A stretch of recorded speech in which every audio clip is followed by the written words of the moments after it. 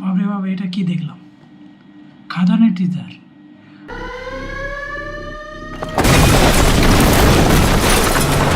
সর্দারিও তো सीधा बात জ্যাকা সব সয়। বাবরে বাবা, এটা কি দেখলাম? খাদানের টিজার। আমি আসলে কোনোদিনও টিজারের রিভিউ করিনি, এই প্রথম করছি। তো করতেই হবে, দেব ফ্যান আছি।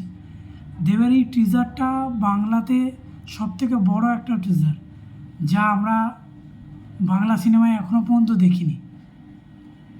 এই সিনেমাটা আরও বড় ধরনের হতে চলেছে, সেটা ছোট্ট একটা ঝলক আমাদের সামনে এসেছে।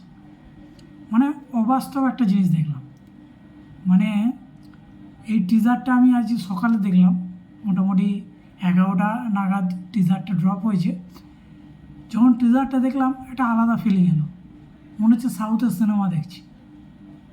এতদিন সবাই বলতো যে দেব অ্যাকশন সিনেমা করে না, কিন্তু এরকম একটা শুরু করলো অ্যাকশন সিনেমা, অন্যরকমের একটা ধাঁচ আনলো। আসলে বাংলা ইন্ডাস্ট্রিতে একটু নতুনত যদি কেউ এনে থাকে, সেটা হচ্ছে দেব আর জিৎ, এরা এবং প্রসেনজিৎ ধরে রেখেছে বাংলা সিনেমাটাকে। তাই আসুন একটু টিজারটা দেখা যাক। সব সয় ওই সর্দার হয়। ফ্যামিলি নিয়ে ব্যস্ত আছি বলে কি ভাবেছিস? অ্যাকশনটা ভুলে গেছি।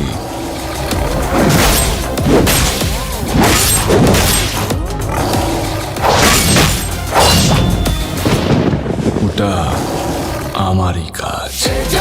টিজারে প্রথমেই দেখতে পাচ্ছি যে একটা কয়লার খাদান, মানে একটা খাদান, যেখানে মধ্যে মানে পরপর 3টে বোম পড়ছে, এবং এই বোমগুলো এতটা পারফেক্ট দেখিয়েছে, এরকম আগে কোনো মানে আমি বাংলা টিজারে দেখিনি। সর্দারিও তো গ্রাফিক্স থেকে শুরু করে, ব্রাইটনেস থেকে শুরু করে, ক্যামেরার প্যাকআপ কাজ, প্রত্যেকটা একটা আলাদা, মানে আলাদা রকম মর্যাদা দিয়েছে। সবথেকে বড় কথা হচ্ছে একটা স্টারকে যেভাবে দেখাতে হয়, দেবের যে এখানে পেজে আমারই কাজ। জয় গুরু।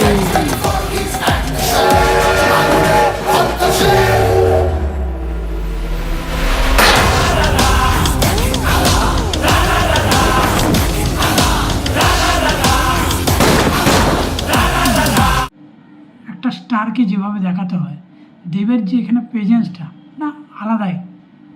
মানে মনে হচ্ছে বাবরে বাপ, কী দেখলাম, অবাস্তব একটা কিছু দেখলাম। সিনেমাটা ড্রপ হবে 20 ডিসেম্বর, কিন্তু সিনেমাটা এখন থেকে যে হাইপটা নিয়েছে, সেটা এখনও পর্যন্ত কোনো বাংলা সিনেমা নেয়নি। তাই এই প্রথম আমি এই টিজারটা করলাম রিভিউ।